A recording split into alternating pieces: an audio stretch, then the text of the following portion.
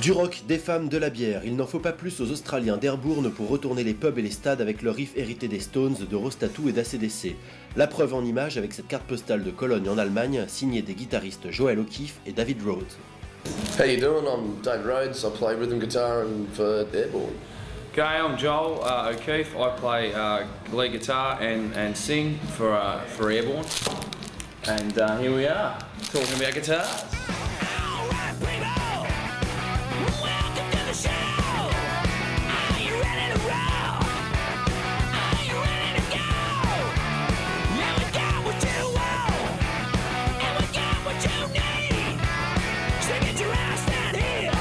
We started, Ryan and I, Ryan on the drums, me on the guitar, just jamming out in the cabin, and we used to do that a bit, and then eventually, me and Rhodes used to work at the same pub together, pouring beers and picking up ashtrays and picking up glasses and stuff, and we just used to bring our guitars into work, and once we'd knocked off, finished working at about 2 AM or something like that, get the guitars out, have a jam after work, have a few free beers, and have a jam, and then on the acoustics, and then eventually, Rhodesy came over one day, plugged in the electrics, and just fired up, and it was really good. And then Ryan met Streety at a boozing binge up in the sand dunes, bass player, and that's how we met Streety. And then he came around, and he was into it, and then.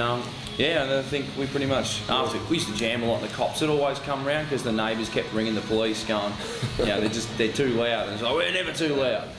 Rock and roll's never too loud. So, but the cops used to come around all the time. So eventually, after driving to Melbourne to do shows, which is like a 4-hour drive, then a 4-hour drive back, you drive down, do the show, get $20, probably $10 Not euro. enough to pay for your fuel.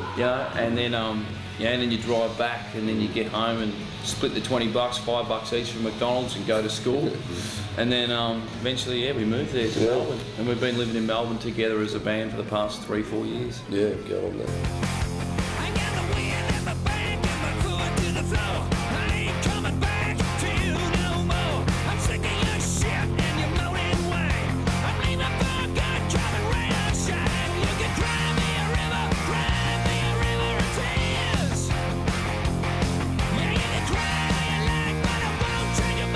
Yeah, no effects. It's all Gibson and Marshall with us. Lead into the input. That's it. You can't tamper with that old sound. But I get away with just 2 vintage cabs with 25-watt speakers in them and 2 300-watt cabs on top. And I normally just get away with 2 800 JCM 800s do the job for me, and me Gibson Explorer 76. Yeah, that's straight into my 800s. That's pretty much my sound. The tuner is the only pedal, my Boss tuner is the only pedal I use, plus the clutch, brake and accelerator of a car, maybe. If we could have a signature guitar, it'd be great to have a signature, say an Explorer, a signature Explorer that comes with a Marshall stack.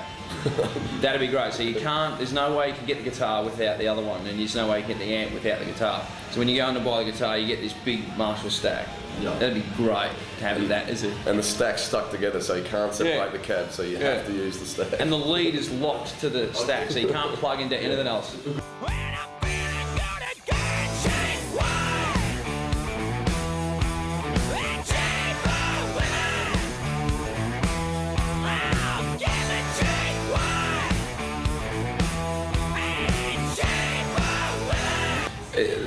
Most of the songs are stories from the road.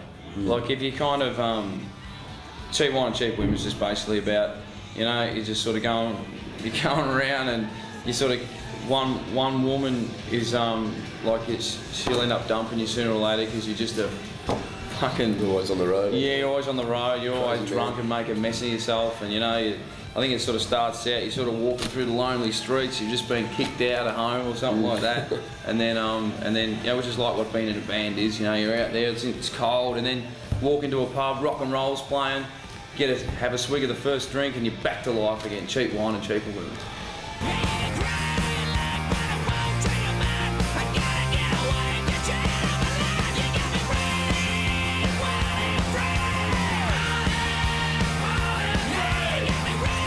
Do you still have the Pavilion de Paris over there? The Pavilion de Paris, it's where AC/DC filmed a live video in I think it was 1980.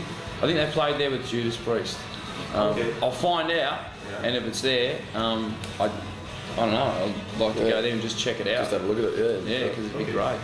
But I don't know where we'd play. We don't know any venues. If there's some, some rockin' pubs over there, we'd be really happy. Stand up for